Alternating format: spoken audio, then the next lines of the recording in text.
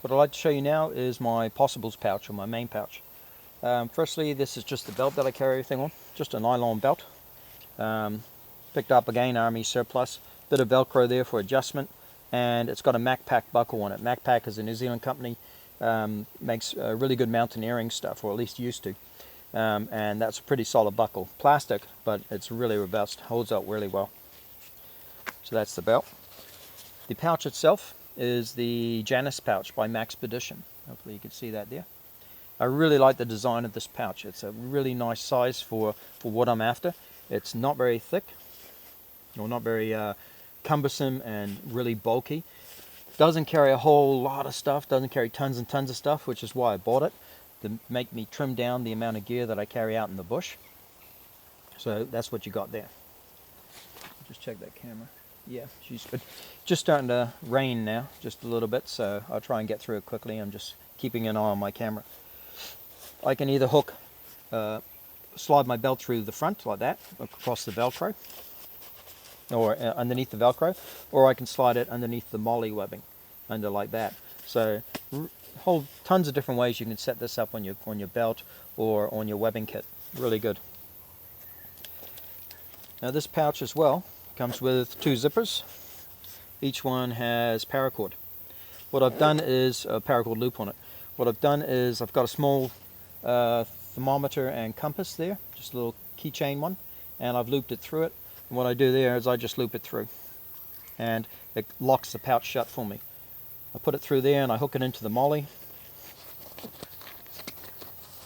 just like that, and it's just an extra lock. If I'm walking along and a branch grabs this, it's not going to yank it open. It keeps it all secure. It can yank on either one, it doesn't open it up, and all my kit goes flying out everywhere. So that's why I've got that. The little compass, it's just that this thermometer, it just comes with this little button compass on it. Not a major navigation tool, but it is kind of handy. Rather than pull this thing out all the time, if I want to get my bearings, I could just slip this around on my belt, turn it up, have a look at it, and see whether it's, you know, north, south, east, west, what have you. Just get my bearings from that. So it's just quick and handy. The temperature gauge is in Celsius and Fahrenheit, so anywhere in the world it's really good. And Sun, S-U-N, is the brand name if you're interested in it. It's also got a gauge on the back here. I've never really used this. Chill factors, stuff like that, wind factor, all that sort of stuff. Oh, well, let's open it and see what we got. Oh, well, firstly, actually, there's a small tube pouch right here. It's on the bottom. It's right there. And what I keep in there is my cordage. Holds it in really secure. And that's it there. So I keep my cordage tucked away inside that little tube pouch. I keep it fully enclosed inside of it. So it makes it a bit difficult to get out. More difficult to get it in, as you can see. But the main reason for that is when I'm walking along in the bush, branches and twigs and stuff don't catch the cordage and yank it all out. And then when I need it, it's not there. So it just holds it in nice, tucked in this tube. It's a hollow tube all the way through, or pouch all the way through. And it just keeps it inside nice and safe. Inside, first thing I've got is my bandana. Give you a little look at that. That's the layout of how everything's in there. It's got little pouches and loops and everything in there to hold everything in place. First thing I've got is my bandana. I did a video on my personal survival kit where I sort of went through the uses that I put them through, so I don't really need to rehash it here for you guys. But that's what I carry in there, is a bandana. I like blue because it's easily seen in the bush. You compare it to anything around here, it easily stands out, blue and white. Makes me easily seen. A couple of small sealable plastic bags, the Glad bags. Really handy that you can carry a little bit of water in them, but also any food that you've eaten that you haven't that is left over, you put it in there and you have it for later on. Also carrying tinder, all kinds of stuff. You know, it's just a pouch basically, so real useful. I also have here a titanium kind of a spork type device, and it's just a small spoon with little fork prongs up there. And as you can see, it's very, very small. Normally I just go into my kitchen drawer and I get a teaspoon and that's what I carry. But this is small, light, really solid, and a lot better for eating than a small teaspoon. So I think it cost me like 10 bucks or 14 bucks. So I got this because I thought it was really useful. And quite pleased with it. I use it all the time. I have here just a small lead lenser flashlight. It takes a single AAA battery.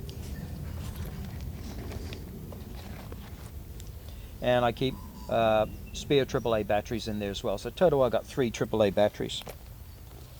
And I also have this by Night Eyes. Night Eyes is Niteize. So Night Eyes. And it's a headband that takes the flashlight. It could take 2 size flashlights. It takes this small one, this small little lead lenser. It just pushes through an elastic strap there, and she's held in. Velcro adjustment, just put it on my head. The other size it'll take is the Maglite size, which has the AA batteries. That'll slip in there as well. So really handy, really handy. It's good to have hands-free when you're walking around the camp. You need a candling device, and you're, I don't know, just moving wood or chopping wood. It's a bit dark. You've got this on your head. You've got both hands free. If you have to bug out at night, it's not recommended, but sometimes when you got to go, you just got to go. You've got 2 hands free to carry your gear, to push brush out of the way, to catch you if you slip and fall. So having hands free and or some sort of headband device for your torch is really handy, I found. Put that down there. And my ferrocerium rod, or ferro rod, my fire stick. That's what that is. This one is Schrade. As you see, it's brand new. The main one I use is I keep in my haversack, so this is actually a backup. It's brand new, haven't used it yet, but the other one works quite well. So it's by Schrade. They traditionally do knives, really good knives, and I thought this came in at a good price, so I grabbed one of these as well. So that's just a ferro rod. Has its own striker on it.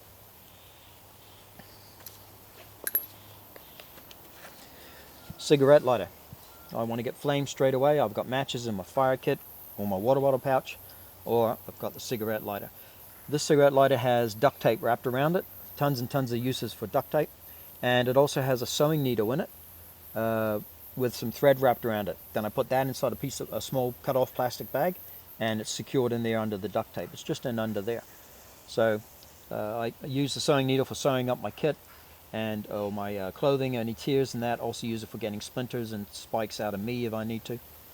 Now this cigarette lighter, I've used a bit of duct tape to hold the to secure the ignition button. So that way when it's in my pouches, it's never leaked, and I've had this for a couple of years now. When it's in my pouches, it doesn't push down and let the gas out. And it's got 2 size flames, I think. Yeah, that should be small. Ignite it, little piezo ignition. Oh well, no, that's the little napalm device there. That's the large one, and then you have the small one right down there. So, good size flame, and never leaked. 2 years old. I always keep it on low anyway. If it does leak, it's just going to leak out slowly. So I always keep the flame tab down to low, so it releases the minimum amount of gas. And it's transparent. Don't know if you can see that in there, but I can see the fluid level inside of it as well. Duct tape is the duct tape that's wrapped around it. Quite a thick layer of duct tape. Hopefully you can see that. Really, really useful out in the bush. Good for repairing kit, repairing holes. You can use it for lashing. You know, if you're maybe using some vines and then to build a shelter and they're not holding out that well, you can wrap that in duct tape. Give it some extra security. Now this thing's a bit old. It's probably going to come off. Fix that later. Duct tape, tons of uses as well. Again, I talked about in my personal survival kit, I talked about duct tape, using it for sutures or for band-aids, and you can do that if you've got a big cut in your arm or something like that. You can pinch it closed and then cut strips of duct tape, put it across it like that, and secures that wound closed, stops the extra gunk and rubbish getting into it, and helps keep it clean. Or you just put a piece of duct tape all the way down it to completely cover it, like a giant band-aid, something like that. So lots and lots of uses. Bits of flesh hanging off, you can get that. Or you get some bad knife cuts, just pin it back down and duct tape it up. Clean it with your bandana, pin it back down, duct tape it up. It'll yank the hair right out of your skin as well. Duct tape grabs onto everything, and so, you know, good for emergency waxing. You find yourself a nice bushwoman out there, you want to look your best. What else we got? Emergency whistle. You know, I wonder about, just my thinking, if there's should be an 11 C's of survival and communication. Communicate. People can see you. You can communicate by color. People see you from a distance, or a signaling device like this whistle. Just an idea. Carry it because it's just good to have. I also carry in here a magnifying glass. Got a couple of these. This is by Survival Resources, a really good company. I've got a lot of stuff from them. And it's a full magnification Fresnel lens. So this will pinpoint the sun's rays into a small spot where it can, on nice dry tinder, it can ignite it for you, concentrate that sun's heat. Sorry for the break in the film there, guys. My camera shuts itself down when it wants to, and it tells me, doesn't give me a warning it's going to do it, just tells me it has done it, and that's just what happened there, so just had to reset things. But I was just talking about the magnifying glass, how it can concentrate the sun's rays and light a fire on dry tinder. New Zealand bush, very, very damp, as you can see the greenery that's around me. Beautiful and damp, I would say. It's really nice out here, but it's hard to get a fire lit sometimes, so I really don't know the value of this for lighting a fire in my area at least. But it's handy, doesn't weigh much at all, so I carry it. So magnifying lens. What else we got?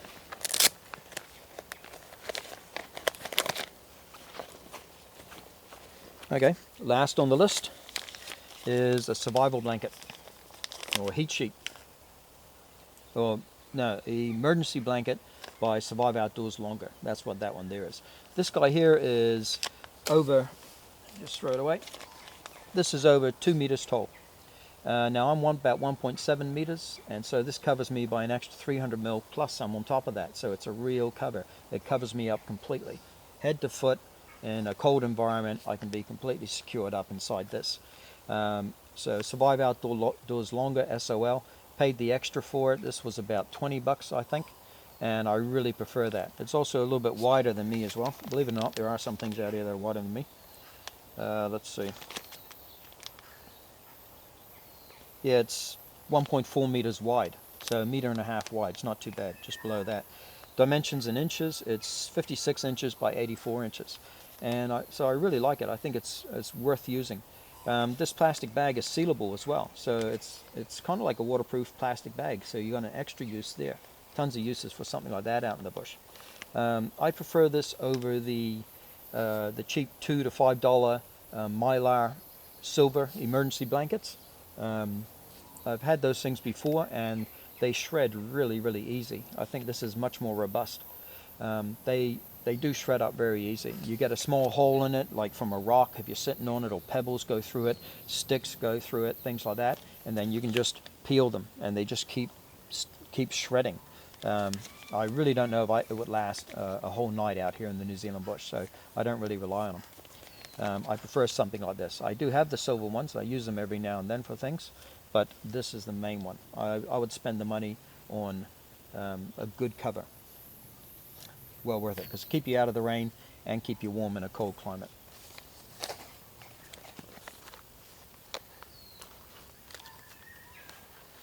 I've got everything precariously balanced on this log, but that actually is my possibles kit, my possibles pouch or my main pouch.